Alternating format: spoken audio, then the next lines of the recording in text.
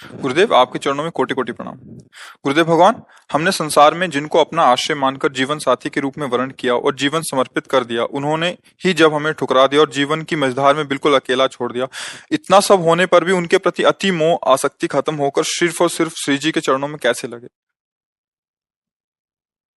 एक बार मार्कंडे जी के आश्रम के पास सुरथ नाम का एक वैश्य और एक राजा दोनों आपस में मिले। तो राजा से पूछा, आप जंगल में यहाँ कैसे? कहा, मेरा राज्य छिन गया है, पर मैं वही राज सिंहासन, वही राजमहल, वही रानियां, ये हमारा चिंतन नहीं जा रहा है। मुझे राज्य मिले इस बात के लिए तो मैं दुखी नहीं, पर मैं अपने परिवार को नहीं छोड़ सकता। और रोने लगा। फिर पूछा, आप क्यों इधर जंगल में? तो उनका, मेरे बेटे ने मुझे पीट के निकाल दिया, सारी संपत्ति छीन ली, पर मेरा मन उसी के लिए तड़प रहा है। वो भले मुझे पीटे, पर मैं अपने बेटे, बहू, परिवार को नहीं छोड़ सकता। बोले, तो बड़ी विचित्र हम दोनों की दशा है कि वो हमें छोड़ रहे हैं, वो हमें ठुकरा रहे हैं और हम उनके लिए रो रहे हैं, ये क्या है? तो राजा ने कहा, पास में मार्कंडे जी का आश्रम है, हम लोग उन महापुरुष के पास चलते हैं और अपना निवेदन करते हैं। तो जाके प्रणाम किया और अपनी बात दोनों ने रखी। तो मार्कंडेय जी ने कहा, ये भगवती माया का प्रभाव है। अगर भगवान की ऐसी प्रचंड माया ना हो तो सब परमानंद में मगन हो जाएं। ये माया ही, वो हमें धोखा दे, वो हमें ठुकराए, पर हमारा मोह, हमारी ममता उससे बिलग नहीं होती है। अब उससे हटने का एक ही उपाय है, साधन को हरिभजन है, कै सत्संग सहाय। अगर हम सत्संग सुने तो सुनते सुनते बुद्धि पवित्र हो जाती है और फिर निश्चय होने लगता है। आप जिनके लिए रो रहे हैं, जिनकी बुद्धि पावन हुई, उन्होंने तिरस्कार पूर्वक छोड़ दिया। रत्नावती जी, भक्तमाल में चरित्र है, पढ़ लीजिए। रत्नावती जी पूरे रानी के जैसे सुख होते हैं वैसे ही रानी थी, वैसे ही सुख में मगन थी, कोई हरि भक्ति, कोई भजन, कुछ नहीं। और राजा भी अत्यंत प्यार करते थे। पर दासी, वो वृंदावन आती थी और संतों का संग करती थी, सत्संग, तो उसके हृदय में गोविंद के चरणों में प्रीति उत्पन्न हो गई। वो रानी के कभी पैर दबा रही होती तो एकदम बोल पड़ती, हा कुंज बिहारी, हा गोविंद। तो रानी सावधान होकर देखती, तू रहती तो मेरे संग है, मेरी निजी दासी, अंग सेवी, ये कौन है कुंज बिहारी, कौन है गोविंद? किससे तू प्यार करती है? आज तक मुझे नहीं बताया। हमारे यहाँ की दासियां तो आजीवन समर्पित अंग सेवी होती हैं, ये क्या? तो मुस्कुरा दी, बोली, महारानी आप अन्यथा मत समझना, ये कोई व्यक्ति नहीं हम जिससे प्यार करते हैं। नहीं नहीं, तू पूरी बात बता दो, मत सुनो, मत सुनो, नहीं किसी काम के नहीं रह जाओगे। और रो पड़े। भगवान का जो प्यार होता है ना हृदय में, वो अलग कोटि का होता है। वो बस मत पूछो, आप मत पूछो। अब तो और आकर्षित हुई, नहीं नहीं आप बताओ ना। तो जब बैठ करके भगवत चर्चा, उनकी रूप माधुरी, गुण माधुरी, अब वो तो इतना उसके हृदय में अच्छा लगा कि पैर दबाने से हटा के सिराने बैठा लिया। देखो तुम अब वहां नहीं, अब यहां बैठ के केवल हमें प्रभु की बात सुनाओ। इतना रंग चढ़ा कि हृदय विकल हो, उनका कैसे दर्शन हो सकते हैं? गोविंद के कैसे दर्शन हो सकते हैं? बिहारी जी के कैसे दर्शन हो? तो उनका, महारानी जी एक ही उपाय है, यदि प्रगट में संतों का संग किया जाए तो निश्चित संत सभा में गोविंद छुपे रहते हैं, वो जरूर कृपा करेंगे। तो रानियों कहीं जा तो सकती नहीं, तुम ऐसा करो, बगल में एक भवन तैयार करवाओ संत सेवा के लिए, और संतों को बुलाओ, और हम स्वयं बनाएंगे, संतों को पवाएंगे, उनके श्रीमुख से भगवत चर्चा सुनेंगे। उस समय दिल्ली में बादशाह के समीप विराजमान थे माधो सिंह, उनके पति का नाम था। अब रानी का हुक्म, महल के निर्माण हुआ, पास में संतों, और खिड़की से वो दर्शन करती, फिर सुंदर भोग पधराती, जाके सब संतों को पवाती। ये जब सूचना पहुंची राजा के बाद, बिना हमारे आदेश के संत निवास बन जाना, संतों के बीच में, रानी को ऐसे कोई सहज थोड़ी देख सकता, जाना सब, तो हुक्म कर दिया, बिल्कुल नहीं, संतों के समीप जाना बंद, ये सब बिल्कुल, क्योंकि एक राज मर्यादा होती है ना।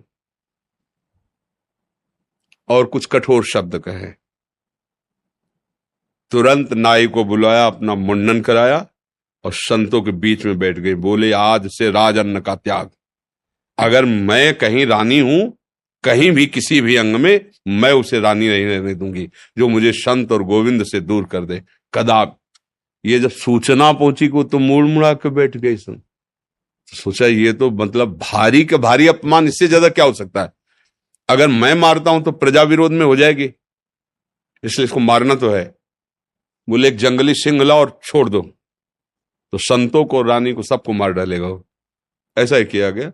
सैनिकों ने जैसे चारा रख के, बकरा आदि रख करके पिंजड़े में सिंह को बंद करके लाए और दरवाजे पे को। वही दासी जो उनकी गुरु थी, वो आरती की सामान दे रही थी और पूजन की थाल लेकर वो ठाकुर जी का श्रृंगार कर। दासी ने कहा महारानी सिंह। जो ही पिंजरा से खोला गया तो ऐसे मुड़ी, उनका सिंह नहीं नरसिंह, भगवान पधारे थाल लेके। सिंह ऐसे जैसे कोई गाय ना, सीधी गाय हो, ऐसे तिलक लगाया, आरती की, प्रणाम किया। ऐसे सब देखते रह गए।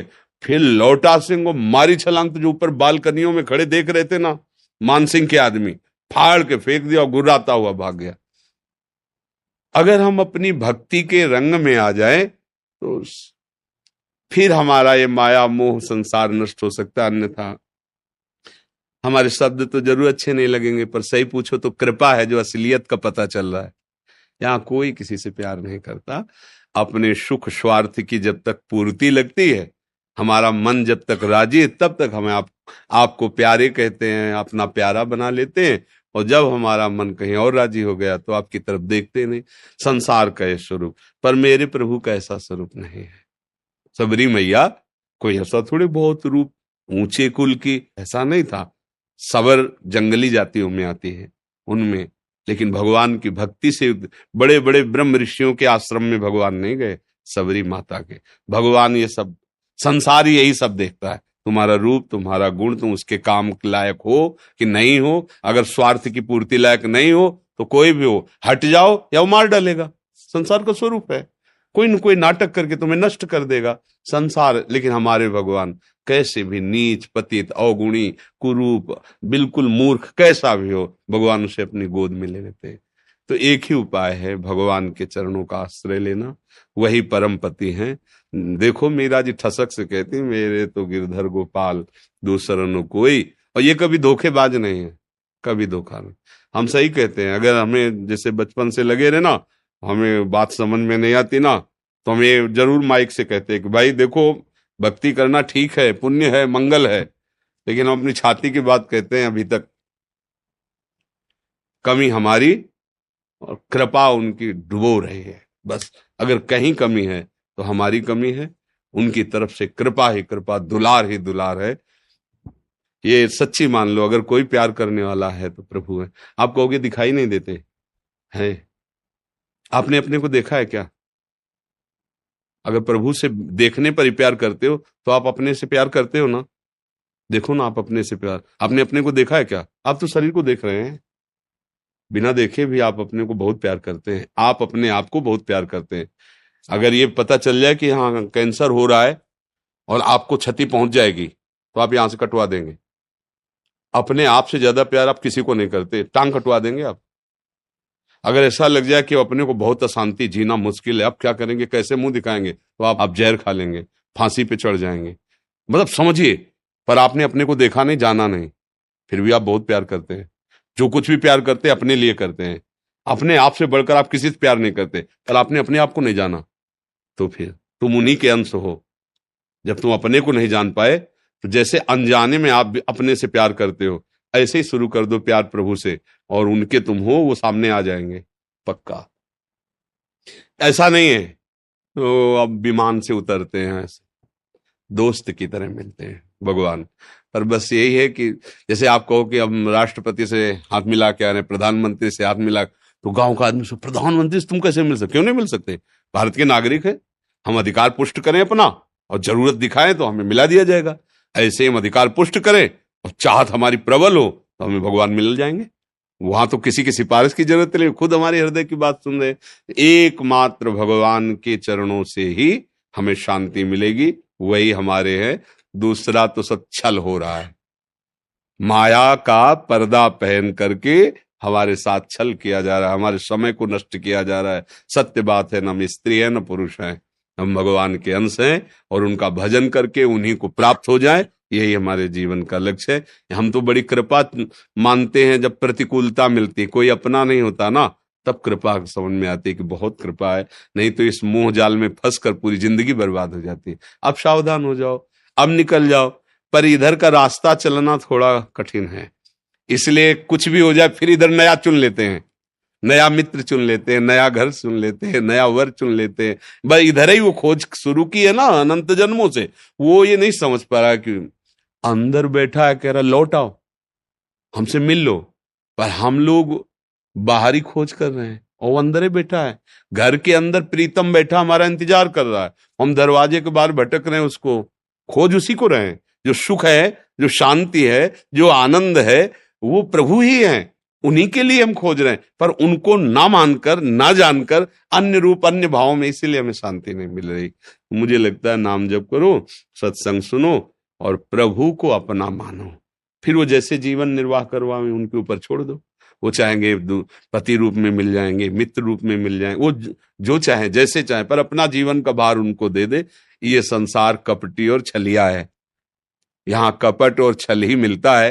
प्रेम तो कोई भगवत कृपा पात्र जनों को ही समझ में आता है, नहीं तो कहाँ प्रेम। अच्छा, वो कौन सा मैरिज कहते हैं, लव मैरिज, तो मैंने प्रेम का विवाह, इससे बढ़िया और क्या बात होगी।